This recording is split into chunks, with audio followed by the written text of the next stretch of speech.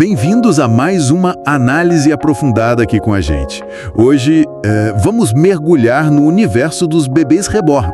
Aqueles bonecos super realistas, né? Feitos à mão, que parecem bebês de verdade. Exato. Viraram um fenômeno, muito por causa das redes sociais, influenciadores mostrando. Sim, a visibilidade aumentou demais. E a gente se baseou em alguns artigos que exploram isso, desde a arte em si, a parte psicológica, até umas polêmicas mais recentes.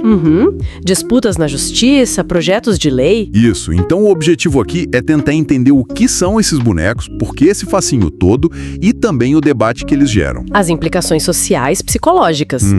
Então, vamos lá. O que leva alguém a colecionar ou mesmo interagir com bonecos que são tão realistas assim? Olha, o ponto de partida é esse hiperrealismo, né? A técnica busca detalhes minuciosos mesmo. Quase confundem a gente, né? Totalmente. E essa característica, quando junta com a viralização na internet, pronto, ganhou uma atenção enorme. Mas aí, como você disse, vieram as controvérsias. A CNN, por exemplo, mencionou brigas judiciais. E até propostas para regulamentar a coisa toda. E teve aquela questão delicada, né?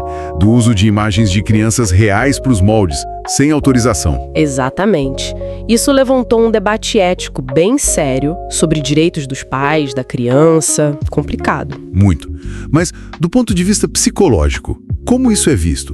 É só um hobby ou tem mais coisa aí? Então, é aí que fica intrigante, sabe? Tem uma dualidade. A psicóloga clínica Larissa Fonseca, que a gente leu, traz uma visão interessante. O que ela diz? Ela argumenta que essas atividades lúdicas, mesmo para adultos, tipo colecionar, cuidar do boneco, podem ativar áreas do cérebro ligadas ao prazer, relaxamento, criatividade. Tipo uma pausa na rotina. Isso. Ter essas pausas lúdicas, como ela chama, pode ser bem saudável, desde que, claro, não vire uma fuga total da realidade, né? Faz sentido.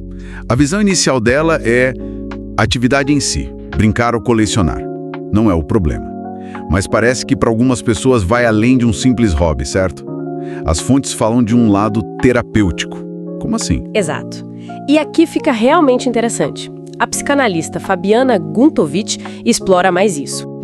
Ela sugere que, se tiver um acompanhamento profissional, essa interação com o boneco pode ser uma ferramenta... Ferramenta para quê? Para elaborar questões internas, sabe? Dores, lutos.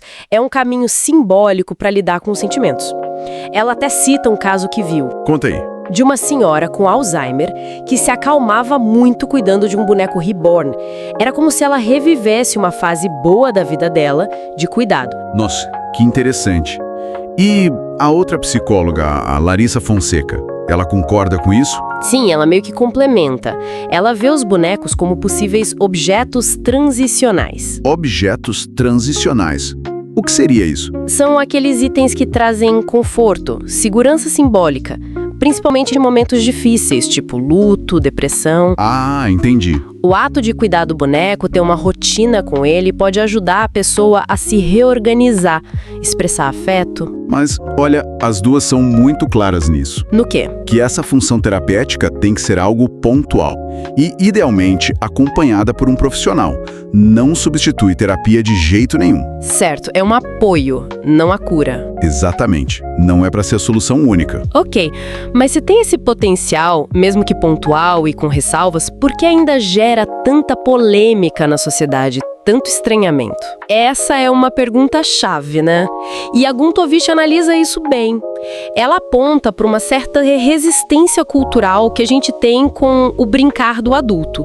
Principalmente o feminino. Especialmente feminino. Ela compara, por exemplo, com a aceitação que homens adultos têm para jogar videogame por horas. Ninguém estranha tanto. Verdade. Ela conecta isso com papéis de gênero bem arraigados. Aquela coisa do machismo estrutural, sabe? Ainda existe uma expectativa, mesmo que implícita, de que a mulher dedique o tempo dela para os outros, para o cuidado. Quando ela brinca para si mesma com uma boneca ainda por cima, causa estranhamento. E para homens que colecionam? Aí a dificuldade é maior ainda, né? Aceitar meninos ou homens brincando com bonecas ainda é um tabu para muita gente, embora tenham colecionadores homens. As fontes citam o padre Fábio de Mello, né? Sim. como um exemplo de figura pública aqui que quebra um pouco esse estereótipo. Entendi. Então a gente tem o lado do hobby, o potencial terapêutico, essa camada social e de gênero super complexa. Com tudo isso na mesa, como é que as fontes sugerem que a gente diferencia uma relação saudável com os reborns de uma que talvez já virou um problema? Olha, as especialistas dão alguns critérios. A Fonseca foca mais nos sinais práticos, no dia a dia. Tipo, a atividade está prejudicando a rotina, o trabalho, a vida social, a pessoa está se isolando por causa do boneco. Ficar sem ele causa um sofrimento muito intenso. Ele virou a única fonte para preencher um vazio emocional. Esses são os sinais de alerta importantes. E a Guntovitch, ela acrescenta algo diferente? A Guntovitch reforça muito a importância de olhar para o contexto e para o significado que a pessoa dá para aquela interação. Como assim? Por exemplo, ela diz que levar o boneco para passear porque acha graça da curiosidade das pessoas é uma coisa. Outra coisa bem diferente é sentir uma necessidade de levar porque acha que o boneco não pode ficar sozinho, entende? A intenção por trás muda tudo. Exato. A subjetividade é fundamental para entender. Aqueles casos que saíram na mídia de levar boneco para o hospital ou as disputas legais mostram como essa linha pode ser tênue e fácil de ser mal interpretada pelos outros. Perfeito. Então, para a gente amarrar tudo, os bebês reborn estão aí nesse cruzamento entre arte, um hobby, uma possível ferramenta terapêutica, mas também fonte de muita controvérsia social e até legal. Isso. E se a relação é saudável ou não, parece que depende muito do impacto real na vida da pessoa e do significado que ela mesma atribui àquele boneco. Exatamente. Não tem uma resposta única, né? Não mesmo. E entender isso ajuda a gente a pensar sobre lazer na vida adulta, sobre saúde mental e sobre como esses papéis de gênero ainda pesam, né? Com certeza.